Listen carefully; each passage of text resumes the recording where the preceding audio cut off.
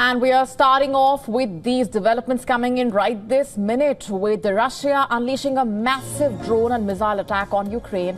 Kiev says the latest aerial attack targeted energy facilities across the country, from Kharkiv in the east to Ternopil in the west. In fact, the Ukrainian Air Force claims Russia launched at least 58 missiles and nearly 200 drones in one of the heaviest bombardments this year. These are the images from the Kharkiv region. Firefighters can be seen battling blazes on the streets littered with debris.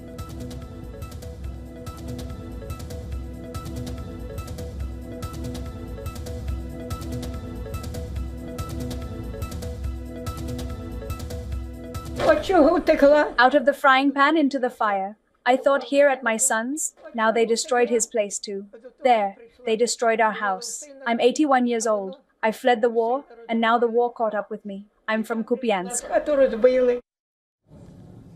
The mass drone attack also damaged energy infrastructure and triggered fires in Odessa. The Black Sea port has been under relentless attacks over the past few days, with waves of drones swarming the city every night this week.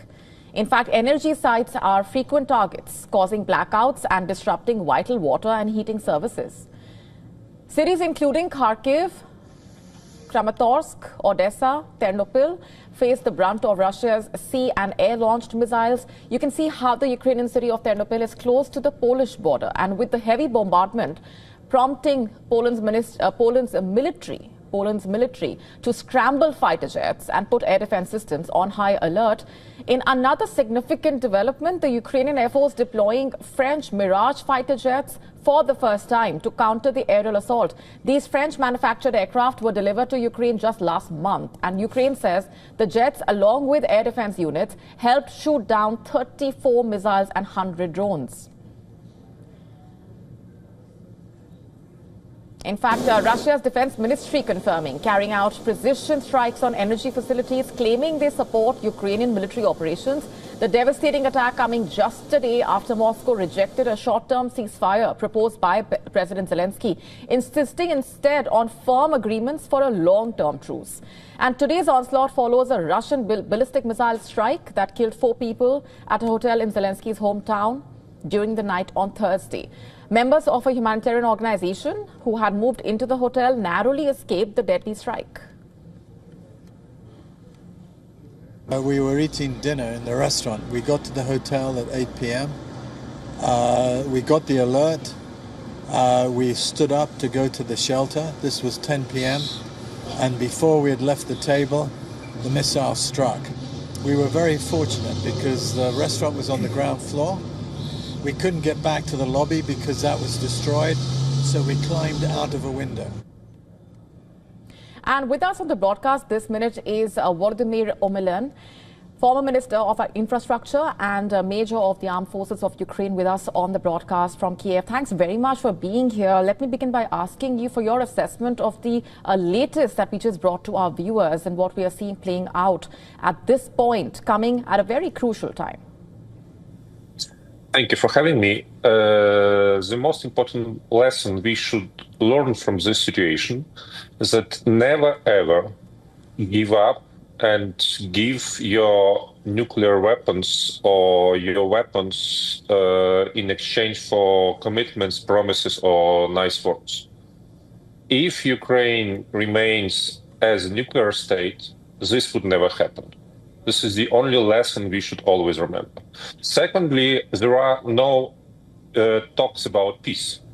Russia is striking Ukraine with missiles, drones, artillery, and all other types of weapons. I cannot say that we can talk about ceasefire in this particular situation. What do you make of the latest as far as Giorgia Meloni, for example, talking about Article 5 protecting Ukraine in a way, also the European shield that perhaps could be a step forward as well? I believe that with recent geopolitical changes, it's already an issue if NATO can perform in the way it was designed and born.